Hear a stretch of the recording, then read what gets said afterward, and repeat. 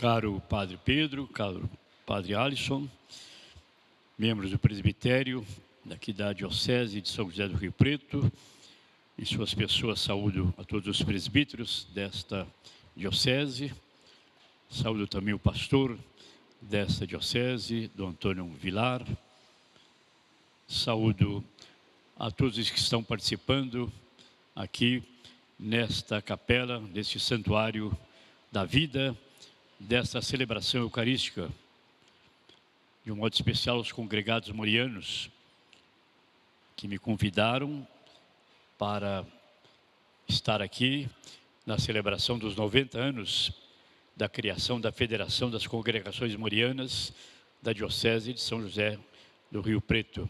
Por isso estou aqui com muita alegria, com muita satisfação e muito grato aos congregados marianos pelo convite para estar aqui alguns dias e também muito feliz por estar aqui na sede da Rede Vida, nesta capela, neste santuário da vida, presidindo esta Eucaristia.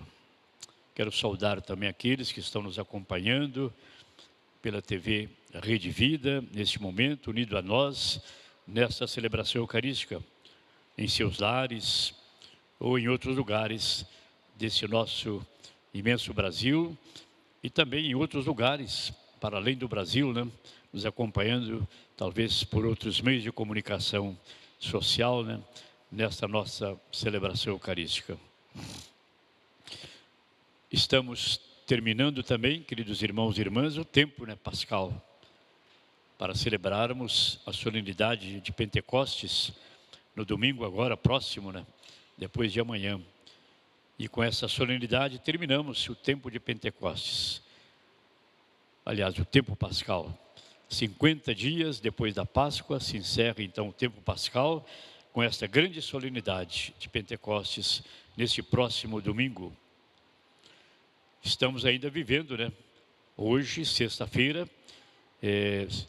7ª semana da Páscoa, estamos vivendo também o tempo pascal. Esse tempo de alegria e de paz, frutos do Espírito Santo, que nos foi dado pelo ressuscitado. Santo Inácio de Loyola dizia que o ofício do ressuscitado é consolar, é dar a paz. E Jesus, justamente na primeira aparição, após a sua ressurreição aos apóstolos reunidos no cenáculo, a primeira palavra, a primeira saudação que ele lhes dirigiu foi justamente: a paz esteja convosco. Cristo ressuscitado quer nos dar a paz, quer nos consolar, quer nos encher de esperança, porque com a sua ressurreição nos abriu as portas para uma nova vida, a vida eterna, nos abriu as portas para a eternidade, nos lembrando de que ele venceu a morte, e a morte sempre será vencida, nunca será a vitória da morte, a vitória será sempre da vida. Esta é a nossa fé, queridos irmãos e irmãs, que nos conforta, nos consola, nos fortalece, evidentemente, na nossa vida, em meio às dificuldades que muitas vezes temos que enfrentar. Com a sua ressurreição, portanto, Jesus abriu as portas para uma nova vida, a vida eterna, e ao mesmo tempo nos deu também uma orientação decisiva na nossa vida. Isto é, nós somos peregrinos a caminho da pátria celeste, portanto temos um rumo na vida, temos um destino na vida, a vida eterna junto de Deus. A nossa vida não se limita apenas a esta vida terrena. Com a ressurreição de Cristo, Deus continuou para nós um futuro, futuro da vida eterna, dessa participação na glória de Deus após a nossa peregrinação nesta terra. O tempo pascal, queridos irmãos e irmãs, é uma ocasião oportuna para renovar nossa fé na presença do Cristo ressuscitado em nosso meio, para nos animar, nos consolar, nos acompanhar em nossa caminhada, como Ele mesmo prometeu: eis que estou convosco ou estarei convosco até o fim, disse Ele aos apóstolos, antes de subir aos céus à direita do Pai. dando-lhes a missão de anunciar o Evangelho por toda parte. E eis que eu estarei convosco até o fim. Então, Cristo está sempre presente no nosso meio, de diversas maneiras, né? Na sua palavra que nos foi proclamada, está presente quando nos reunimos em comunidade para orar, está presente na pessoa de nossos irmãos e irmãs, especialmente dos mais necessitados, está presente de uma maneira toda particular na Eucaristia, no pão e no vinho, que se transformam no corpo e no sangue de Cristo para nosso alimento, né? Alimento espiritual, alimento de vida eterna. E no Evangelho de hoje, queridos irmãos e irmãs, após João, o evangelista, narrar 3 aparições de Cristo ressuscitado, ele apresenta a tríplice confissão de amor de Pedro a Jesus. E a missão que Jesus lhe confiou, a missão de apacentar suas ovelhas. Esse trecho faz parte do último capítulo do Evangelho de João, capítulo 21. Jesus convida a Pedro a professar 3 vezes seu amor pessoal por ele, antes de colocá-lo à frente de sua igreja. Simão, filho de Jonas, tu me amas mais do que estes? É a pergunta de Jesus, repetida 3 vezes. E Pedro, então, tem que tomar uma decisão. E ele toma uma decisão oposta àquela decisão, né? Durante a paixão, quando ele negou Jesus. Agora ele toma uma decisão positiva por Jesus. Sim, Senhor, tu sabes que eu te amo. Pedro, portanto, toma como testemunha desse seu amor o próprio Jesus. É Jesus, portanto, que é o testemunho, o que é a testemunha desse amor de Pedro para com ele. Queridos irmãos e irmãs, é uma condição fundamental, né, para ser pastor, para ser padre, né, para ser bispo, para ser papa. A primeira condição é esta: amar a Jesus Cristo, como Pedro, e amar de todo o coração, entregando a vida completa, né, por amor a Deus, aos cuidados do rebanho, aos cuidados do povo de Deus, confiado, né, ao pastoreio, seja do padre, seja do bispo e seja do Papa como pastor, né, universal da igreja. A corrente de fidelidade entre Jesus e Pedro, que se havia rompido pela tríplice negação, né, do apóstolo, agora se restabelece pela tríplice confissão de amor de Pedro a Jesus.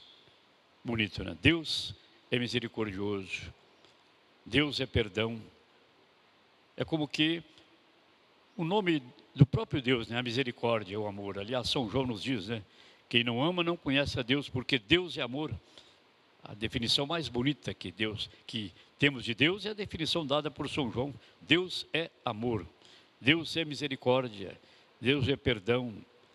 De modo que Pedro, ao confessar seu amor a Jesus, ele como que esquece, perdoa, apaga, né, os seus pecados, a sua negação.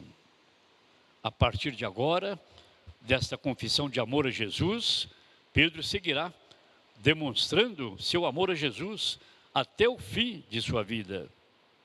E como Jesus, morrerá numa cruz, segundo o testemunho da tradição cristã. Pedro foi crucificado como Jesus, de cabeça para baixo, segundo a tradição. Ele não se sentia digno de morrer exatamente como Jesus, crucificado, né, numa cruz, por humildade. Portanto, deu a sua vida por Jesus, com o martírio, né, com a sua confissão de amor e de fé em Jesus Cristo. Para apacentar o rebanho de Cristo é necessário um grande amor, para o padre, para o bispo, para o papa. E após a confissão de amor, Jesus faz de Pedro, portanto, o pastor universal de sua igreja. Apacenta as minhas ovelhas. E para nós hoje, queridos irmãos e irmãs, o Papa para nós, ou Pedro para nós, é o Papa. o Papa Francisco. Ele é o pastor universal da igreja, aquele que é a cabeça do colégio dos bispos, e com os bispos, em comunhão com ele, governam a igreja de nosso Senhor Jesus Cristo. Portanto, o Papa é justamente aquele que torna Jesus o único pastor, o supremo pastor, presente de uma maneira visível, palpável para nós, é o Papa Francisco. De modo que manifestamos esse amor ao Papa, rezando por ele, acolhendo o seu magistério, os seus ensinamentos, vivendo em comunhão com ele.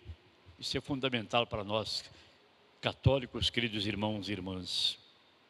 Vamos colocar, portanto, nessa nossa celebração eucarística, uma intenção muito especial pelo Papa Francisco, sucessor do apóstolo Pedro, vigário de Cristo na terra, aquele que nos confirma na fé, aquele que é o garante da unidade da fé na igreja. Rezar por ele, para que Deus o assista no seu ministério a serviço de toda a igreja, para que o Espírito Santo o ilumine e para que ele possa justamente ser sinal dessa unidade da fé, de presidir a igreja na caridade. É o que nós queremos rezar nesta nossa celebração também, além daquelas intenções que nós colocamos no início da nossa celebração eucarística. E devemos nos lembrar também que estamos encerrando a novena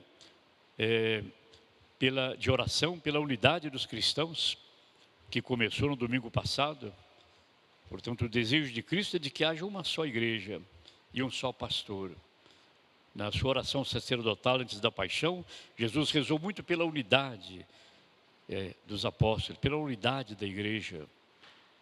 Então, rezemos também para que nós cheguemos a esta plena unidade da fé, que é um dom de Deus, é um dom do Espírito Santo.